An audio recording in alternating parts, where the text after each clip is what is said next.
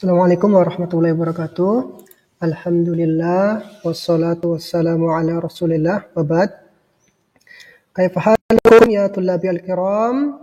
Alhamdulillah pada kesempatan kali ini kita belajar pelajaran akidah akhlak di bab pertama ya untuk kelas 9 di semester ganjil ini tahun 2020-2021 untuk pelajaran akidah, dan ini saya sendiri sebagai guru kalian di Pondok Pesantren Milatus Shahaba Bogor, Jawa Barat.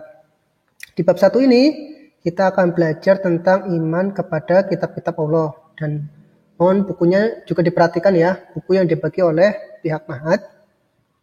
Di bab ini nanti kita akan belajar tentang yang pertama ya, makna iman kepada kitab-kitab Allah secara istilahnya, nanti kita akan jabarkan satu persatu. Pada pertemuan kali ini ya kita akan belajar yang ini, yang A. Untuk pertemuan selanjutnya nanti kita akan belajar yang ini, yang B. Nah, ini saya sendiri sebagai guru kalian, nanti ketika Ustadz menjelaskan ada pertanyaan silakan kirim WhatsApp ke sini ya, atau ke email. Ya, untuk bab 1 ini kita akan belajar tentang makna iman kepada kitab-kitab Allah. Ya, mari kita belajar bersama. Tetap semangat, oke? Seperti yang tadi Ustaz katakan bahwasanya beriman kepada kitab-kitab Allah, salah satu unsur yang harus kita pelajari adalah beriman kepada kitab Allah secara istilah. Ya, nanti kalau kalian belajar dalam pelajaran diniyah, apakah itu akidah, fikih, hadis dan sebagainya, itu mengenal dari segi bahasa dan dari segi istilah. Nah, di pelajaran akidah ini beriman kepada kitab Allah itu secara istilah, ya, secara istilah itu apa? Itu meyakini dengan sungguh-sungguh, ya, karena kita belajar akidah maka harus dengan sungguh-sungguh bahwa Allah ya Tuhan kita. Nah, ini yang Ustadz kasih warna, ini nanti yang kalian harus hafalkan betul ya, karena dari sini nanti nyambungnya ke sini. Bahwasanya Allah itu memiliki ya kitab-kitab. Ya, kitabnya ini diturunkan kepada siapa? Yang diturunkan kepada Rasulnya. Ya, setelah kitab ini sampai kepada Rasul, maka apa sih tugas Rasul berikutnya? Yaitu kitab tersebut untuk disampaikan kepada hamba-hambanya, ya, yaitu kita semua.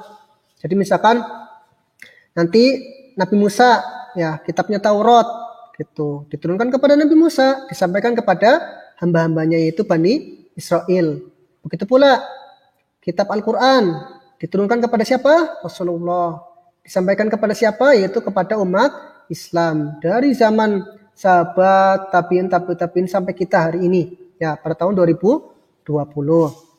Maka kita ulangi lagi ya, bahwasanya apa sih arti beriman kepada kitab Allah ya secara istilah. Ya, ini namanya secara istilah, yaitu apa?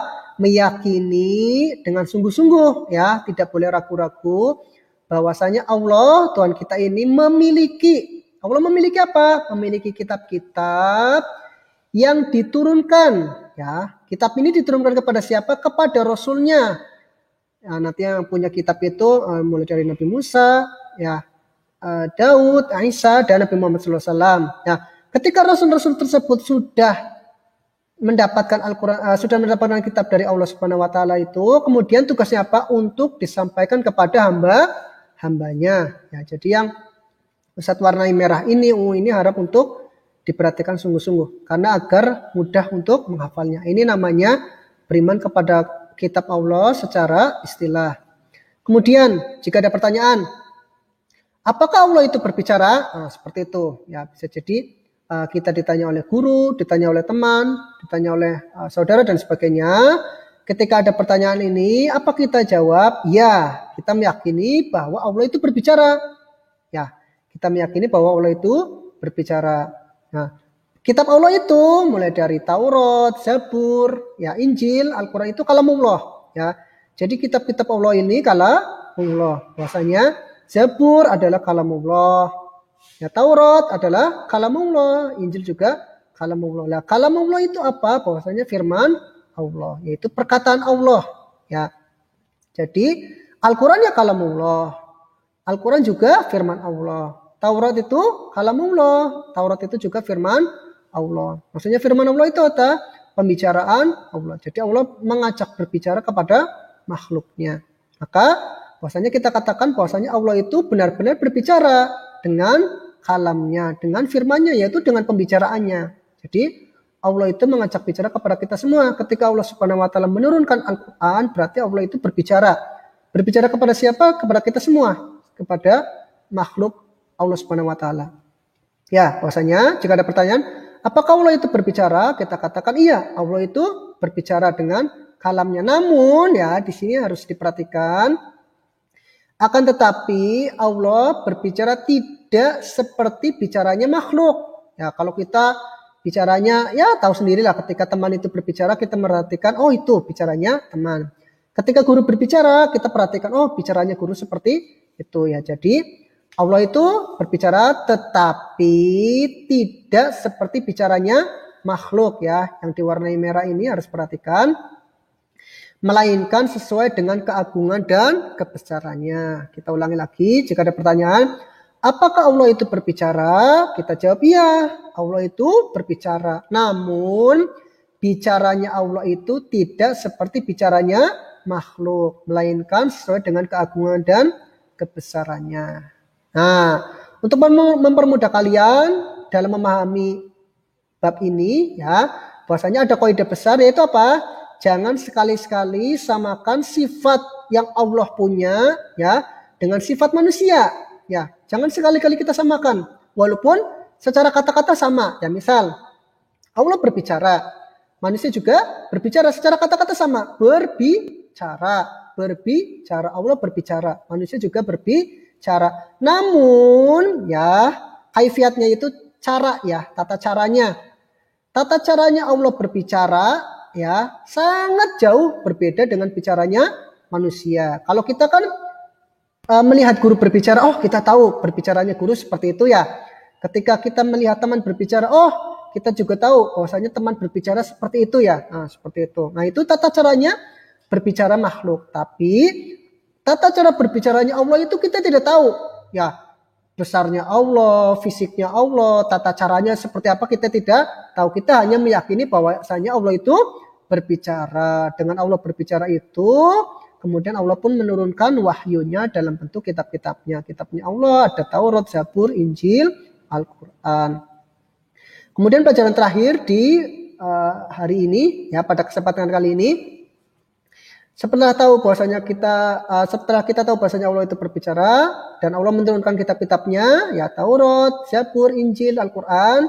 Lalu apakah Allah memerintahkan kita semua untuk beriman kepada semua kitabnya itu tadi? Ya, Taurat, Zabur, Injil, dan Al-Quran. Kita katakan iya, bahwasanya Allah Subhanahu wa taala Tuhan kita memerintahkan kita semua orang-orang yang beriman untuk beriman kepada semua kitab Allah, ya, bukan hanya Al-Quran yang diturunkan kepada Nabi Muhammad saja, namun pula kitab-kitab sebelumnya, yaitu Taurat yang kepada Nabi Musa, Zabur yang kepada Nabi Daud, Injil kepada Nabi Isa. Allah Subhanahu wa taala berfirman dalam surah An-Nisa ayat 136, ya ayyuhalladzina aminu billah wa rasulihi wal kitabilladzi nazzala ala rasulih wal kitabilladzi anzala min qabl. Nah, ini yang warna merah ini harus perhatikan ya, anzala min qabl. Apa sih artinya, saat?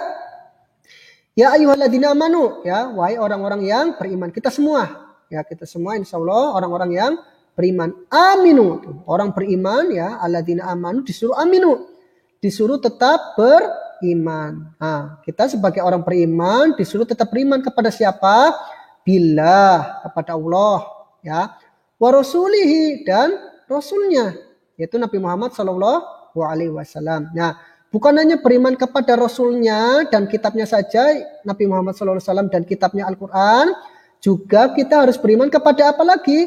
Alladzi, ya, yang nazzala, kitab itu diturunkan kepada ala rasulihi, ya, kepada rasulnya, wal kitab alladzi, dan kitab yang anzala min qabl, Allah turunkan sebelumnya, ya ini yang pertanda merah ini, anzala min qabl, Allah turunkan sebelumnya. Jadi bukan hanya kita beriman kepada rasulnya, yaitu Muhammad SAW dan Al-Quran saja, tidak. Namun kita juga beriman kepada kitab-kitab yang Allah turunkan sebelumnya. Mulai dari Taurat kepada Nabi Musa, ya, Zabur kepada Nabi Daud, Injil kepada Nabi Isa alaihissalam, dan Al-Quran itu sendiri kepada Nabi Muhammad Shallallahu Alaihi Wasallam. Kita ulangi lagi. Ketika tadi kita sudah mengetahui bahasanya Allah berbicara sesuai dengan keagungannya, kemudian jika ada pertanyaan, apakah Allah memerintahkan kita untuk beriman kepada semua kitabnya, mulai dari Taurat, Zabur, Injil, juga Al-Quran, kita katakan iya. Dalilnya dalam surat An-Nisa ayat 136, ya ayyuhalladzina amanu aminu billah wa rasulihi wal kitabil ladzi nazzala ala rasulih wal kitabil ladzi anzala min qabl. Wahai orang-orang yang beriman, tetaplah beriman kepada Allah dan Rasulnya dan kitab yang diturunkan kepada Rasulnya. Ya, jadi bukan hanya kitab Al-Quran saja diturunkan kepada Nabi Muhammad, dan kitab yang Allah turunkan sebelumnya, yaitu Taurat kepada Nabi Musa, Zabur kepada Nabi Daud, Injil kepada Nabi Isa alaihissalam. Ya, ini saja pelajaran kita hari ini. Kita akan coba mengulang lagi ya pelajaran kita hari ini. Yang pertama, bahwasanya pada pembahasan kepada hari ini makna iman kepada kitab-kitab Allah yang 4 tadi, ya, yaitu apa? Bahwasanya nah ini namanya iman secara beriman kepada Allah secara istilah. Secara apa di sini? Istilah, yaitu apa? Meyakini dengan sungguh-sungguh bahwa Allah memiliki apa? Kitab-kitab. Nah, kitabnya ini kemudian apa? Diturunkan. Nah, kitab-kitabnya ini diturunkan kepada siapa? Rasulnya. Kemudian setelah turun kepada Rasul disampaikan kepada hamba-hambanya. Kemudian jika ada pertanyaan, apakah Allah itu berbicara? Iya, Allah berbicara, tetapi tidak seperti bicaranya makhluk. Kaidahnya bagaimana? Jika Allah berbicara, manusia juga berbicara, namun kaifiatnya, ya, tata caranya bicara Allah sangat jauh berbeda dengan bicaranya makhluk. Tidak bisa disamakan. Kemudian ini yaitu ayat An-Nisa ayat 136, bahwasanya kita diperintahkan oleh Allah Subhanahu wa taala untuk beriman kepada Al-Quran, tidak hanya beriman kepada Al-Quran yang diturunkan kepada Nabi Muhammad Sallallahu Alaihi Wasallam saja, namun juga kepada kitab-kitab yang diturunkan sebelum Nabi Muhammad. Al-Anzala min qabl, yang Allah turunkan sebelumnya, seperti kepada Taurat, Zabur, Injil, ya, dan semua kitab ini harus kita imani, tidak hanya Al-Quran saja. Nanti kita akan jelaskan beberapa kaidah-kaidah yang berkaitan dengan beriman kepada kitab-kitab terdahulu. Ini saja yang bisa kita pelajari pada kesempatan kali ini. Untuk masalah latihan, ujian dan sebagainya nanti Ustadz kabarkan kemudian. Wassalamualaikum warahmatullahi wabarakatuh.